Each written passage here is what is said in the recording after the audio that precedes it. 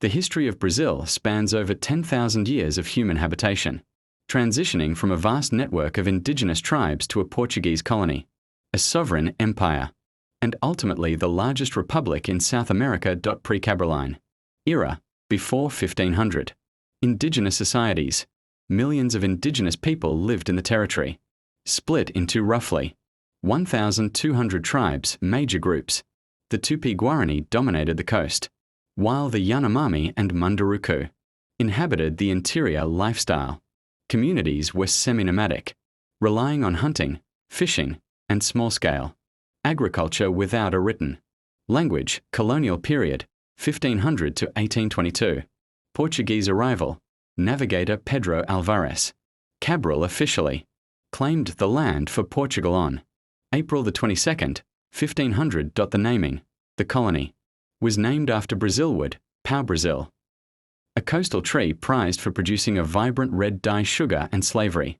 In the 16th century, the Portuguese established vast sugarcane plantations, engenhos, in the northeast, after indigenous populations decimated from European diseases resisted enslavement. Portugal trafficked over 4 million enslaved Africans to sustain the economy. Gold rush. The discovery of gold in miners. Jaray during the 1690s shifted the economic centre south, leading Rio de Janeiro to become the capital in 1763. The Royal Refuge. In 1808, King João VI fled to Rio de Janeiro to escape Napoleon's invasion of Portugal, temporarily making Brazil the seat of the Portuguese Empire, the Empire of Brazil. 1822 to 1889. Independence. When King João VI returned to Europe, his son declared independence on September 7, 1822, becoming Emperor Pedro I. Reign of Pedro II, his successor. Pedro II ruled for over half a century, bringing stability and modernization via coffee exports. Abolition. Slavery was officially abolished in 1888 via the Lei Áurea, Golden Law, which alienated wealthy pro-slavery landowners from the monarchy, the Republican era and dictatorships, 1889 to 1985. Old Republic. A military coup overthrew the monarchy in 1889, establishing a republic heavily controlled by coffee and rubber elites. Vargas. Dictatorship. Getulio Vargas seized power in a 1930 coup, ruling as a dictator until 1945, focusing on industrialization and social programs. Brasilia. In 1960, President Juscelino Kubitschek inaugurated Brasilia as the new interior capital to spur national development. Military rule. A 1964 military coup ushered in 21 years of a repressive military dictatorship marked by censorship, human rights abuses, and an unsustainable economic miracle. Modern democracy. 1985-present. Redemocratization. Civilian rule returned in 1985, solidified by the Democratic Constitution of 1988. Economic stabilization. The introduction of the Real Plan in 1994 successfully curbed hyperinflation. Global prominence. The 21st century has seen dramatic political shifts, alternating between left-wing social programs under Luiz Inácio Lula da Silva and right-wing populist leadership, establishing Brazil as a key player in global trade networks. 1. The sugar and gold booms, shaping Brazil's geography. The sugarcane cycle, 16th to 17th centuries, focused in the northeast, Pernambuco and Bahia. Sugar production created a rigid, stratified plantation society. The wealth generated built opulent colonial cities like Salvador, Brazil's first capital, the Bandeirantes.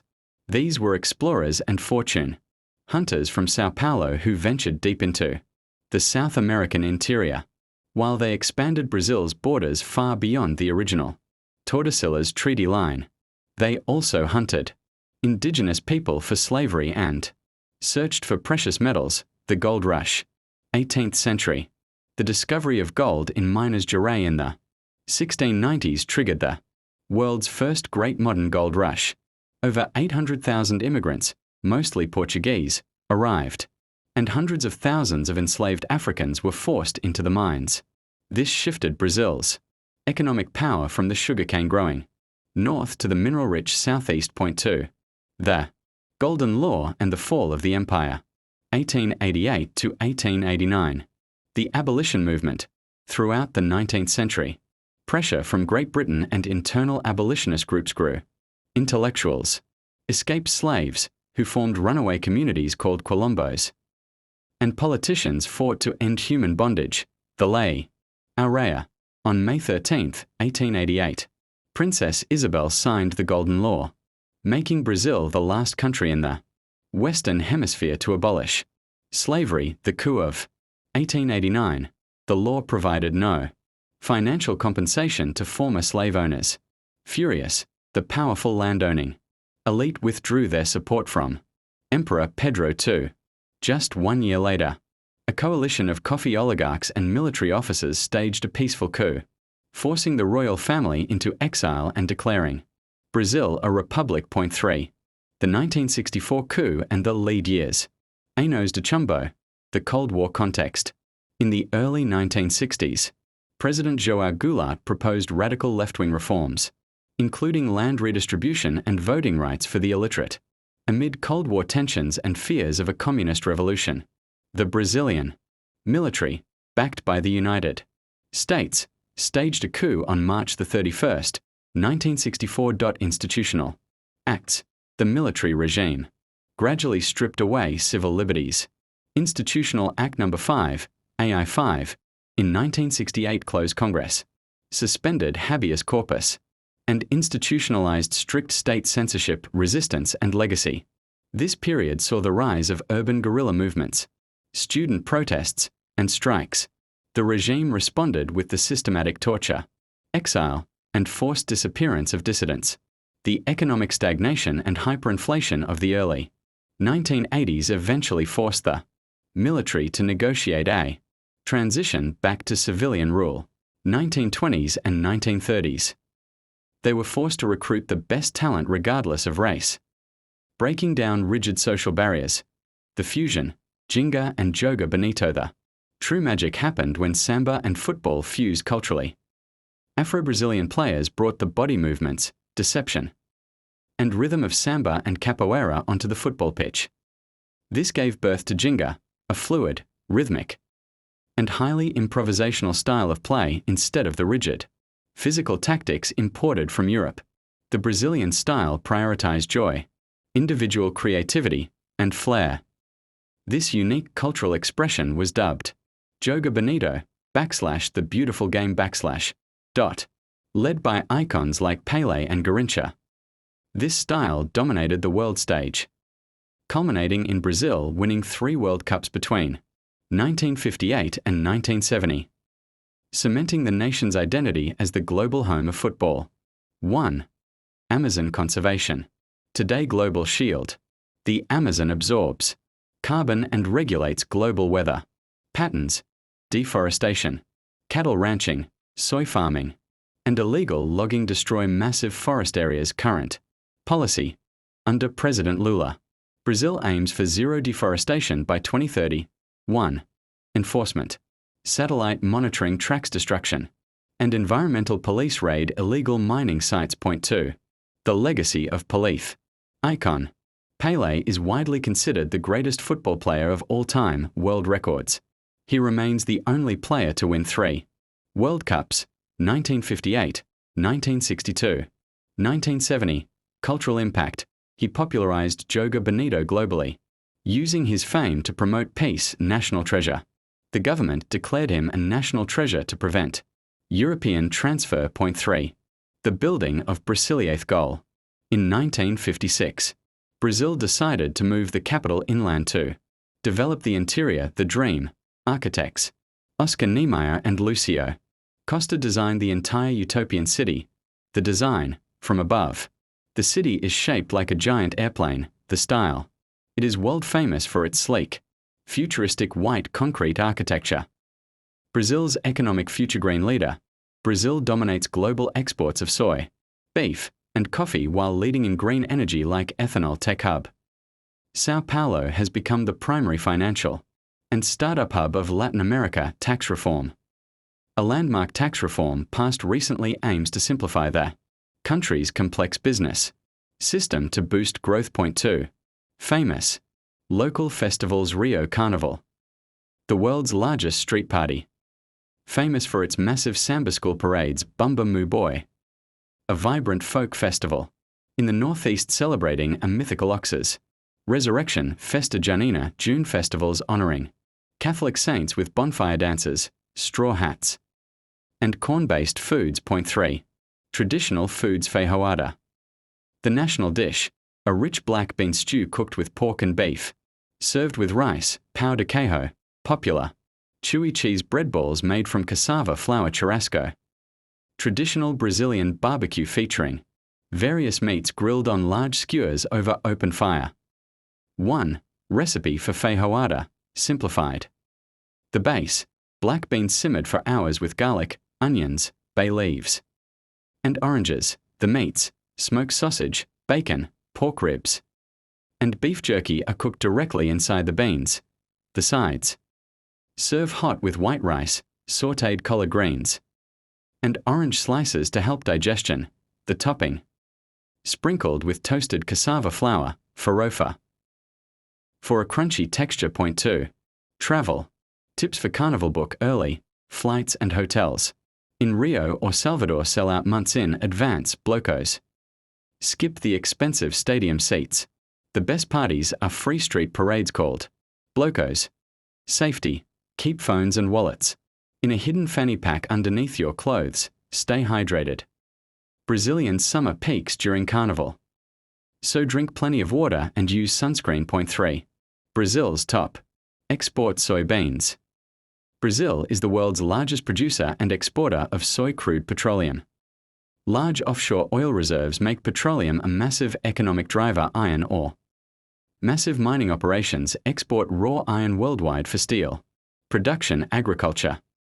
The country remains a global leader in beef, poultry, coffee, and sugar cane. Step-by-step feijoada cooking. Guide: soak beans. Place 500 g of black beans in water overnight to soften. Sear meats: fry chopped bacon, smoked sausage, calabresa, and pork shoulder in a large pot. Aromatics: sauté plenty of minced garlic, chopped onions, and 3 bay leaves in the rendered fat. Simmer. Add the beans, fresh water, and a halved orange. Then simmer on low heat for 2 hours. Thicken. Mash a ladle of beans against the pot side to create a rich, thick gravy. Point 2. Best street parties: blocos. In Rio Cordão do Bola Preta, Rio's oldest and largest bloco, drawing millions of people in black and white polka dots. Sargento Pimenta.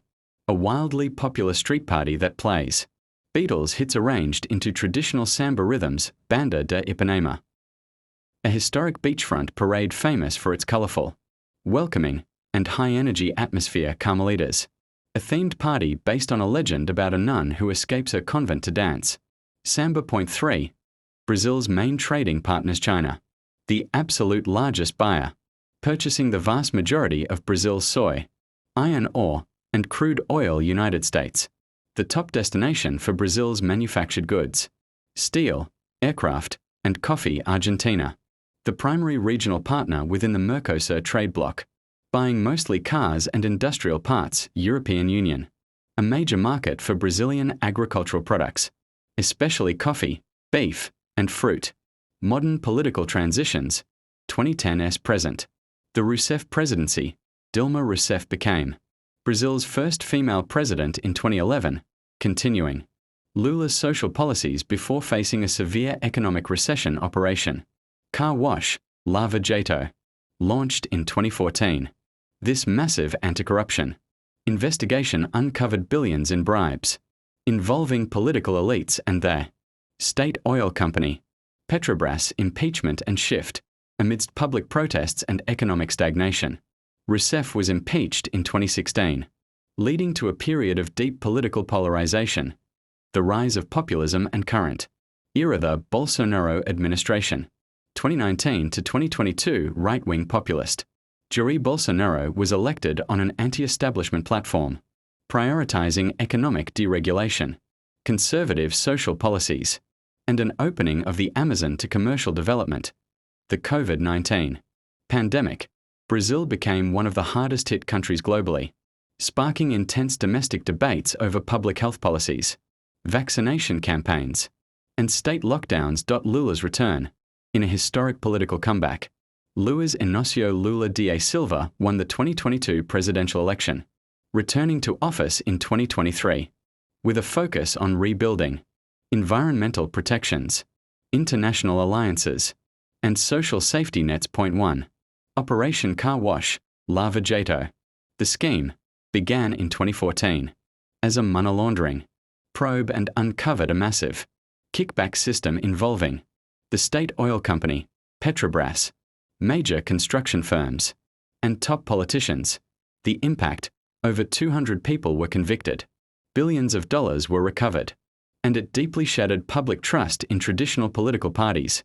The legacy: the investigation reshaped Brazilian politics, causing severe economic disruption but establishing new legal precedents for fighting institutional corruption. Point 2.